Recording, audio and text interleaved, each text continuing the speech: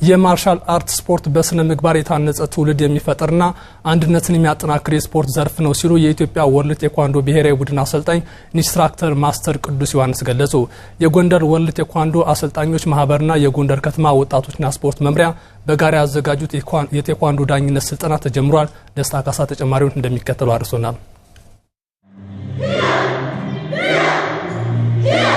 የማርሻል አርት ስፖርትን በዓለም አቀፍ ደረጃ ማህበረሰብን ለመገንባት የሚጠቀሙበት ሀገራት በርካታ ናቸው። እንደነ ቻይና፣ ጃፓን የመሳሰሉ ሀገራት ደግሞ በዘርፉ ቀዳሚ ናቸው። ዘርፉ በኢትዮጵያም ተግባራዊ እየተደረገ ቢሆንም በማህበረሰቡ በኩል ለዘርፉ የተሰጠው ትኩረት አናሳ መሆኑን የኢትዮጵያ ወርልድ ቴኳንዶ ብሔራዊ ቡድን አሰልጣኝ ኢንተርናሽናል ኢንስትራክተር ማስተር ቅዱስ ዮሐንስ ይገልጻሉ። ስፖርት እንዳጠቃላይ የግጭት መፍቻ ነው።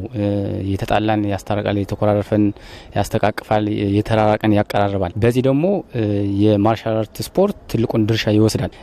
ወጣቶች ላይ ከተለያዩ ያላስፈላጊ ቦታዎች ከተለያዩ